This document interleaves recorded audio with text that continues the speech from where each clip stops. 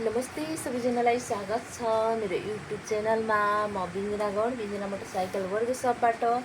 म अहिले deal स्कुटीको clutch cover खोल्न गइरहेको छु। एकदमै आवाज आइरहेको छ नराम्रो। अब हेरौँ यहाँ के भएछ है, देखाउँछु साथीहरू। हजुरहरू के गर्दै हुनुहुन्छ? मेरो त कामै यस्तो कालो मैलोमा दिनभरि काम गर्नुपर्छ। यहाँ पहिला साइडको प्यानल खोल्छु। एउटा 10 नम्बरको हुन्छ बोल्ट अनि दुईटा स्क्रु हुन्छ। अनि त्यसपछि यो क्लच कभरको होस पाइप खोल्छु। यो होस पाइप खोलेर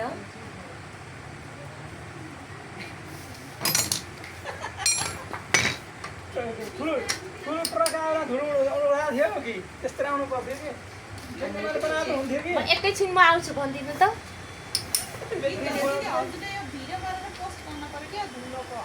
ए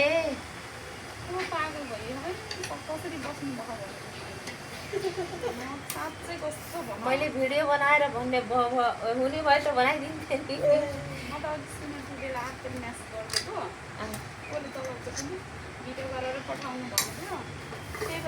भइरहेछ है, पानी राख्दिएछ नि त। बिहान हालिदिन्छ म नआउँदै त्यो धुलो त उति।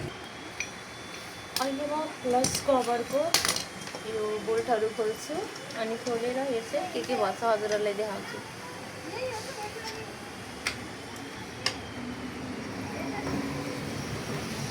यो ओल्ड मोडलको स्कुटी हो। यो चाहिँ स्टार्ट गर्दा एकदमै आवाज आइरहेको थियो।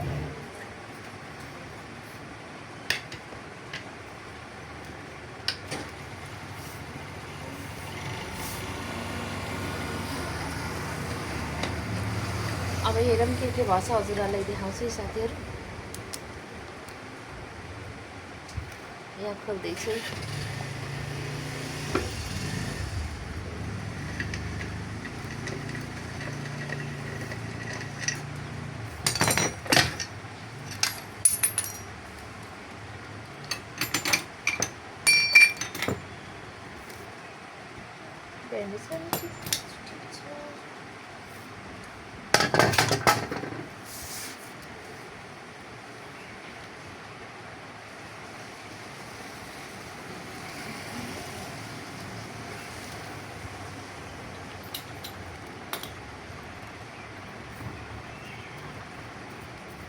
बैंडेज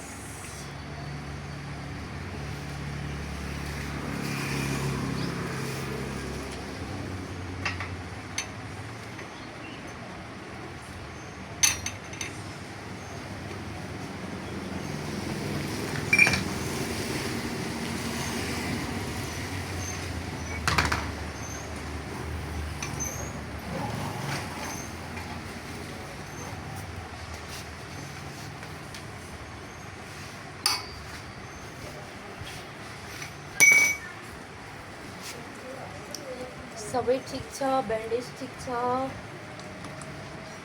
ब्यान्डेज कटोरी पनि ठिक छ। ब्यान्डेजको बुस भयो जस्तो छ भित्रको।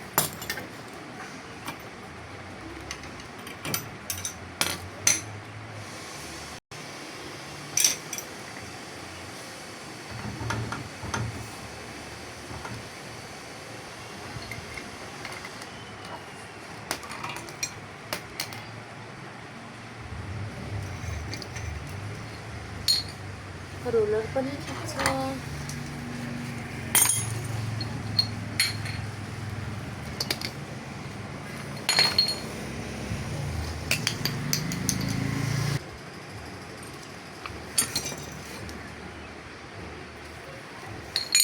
रोलर गोटी पनि कटिसकेको छ। अनि हबको यो रोलर बस्ने कटोरी एकदमै भित्र दागी भइसकेको छ।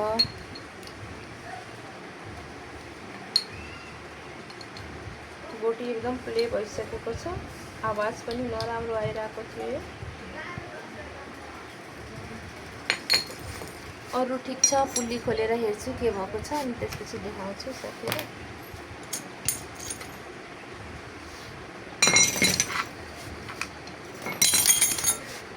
अब एयर फिल्टर खोलेर हेरौँ यसको एयर फिल्टर कस्तो छ एकचोटि चेक गर्छु।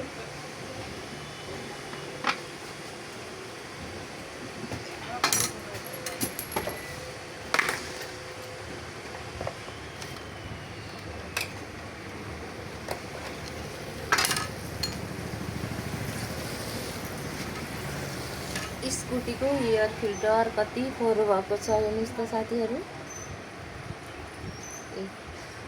यस्तो फोहोर भयो भने पिकअप लिन्न, माइलेज पनि दिँदैन अनि त्यसपछि पेट्रोल पनि धेरै खाइदिन्छ। अब यसलाई मैले राम्रोसँग पखालेर, यो फर्मको हो पेट्रोलले पखालेर लगाउन मिल्छ।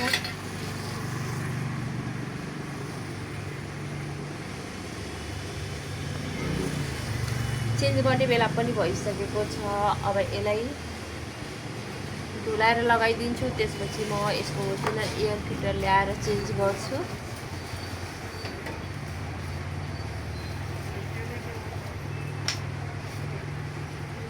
एयर फिल्टर चाहिँ टाइम टाइममा सर्भिसिङ गर्नुपर्छ, धुलाउन पर्छ। यो चाहिँ फर्म हो, पेट्रोलले धोएर लगाउन पर्छ।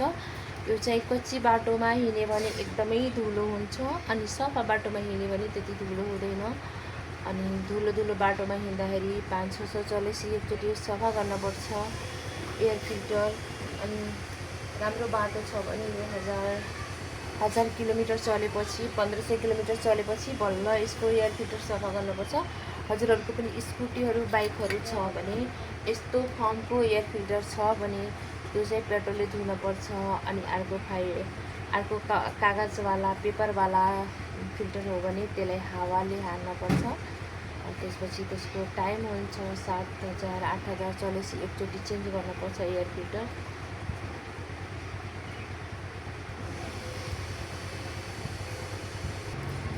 क्लच कभरमा पनि एकदमै धुलो परेको छ।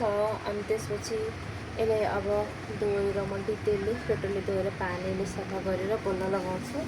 अनि यसको ब्यान्डेजमा पनि आवाज छ।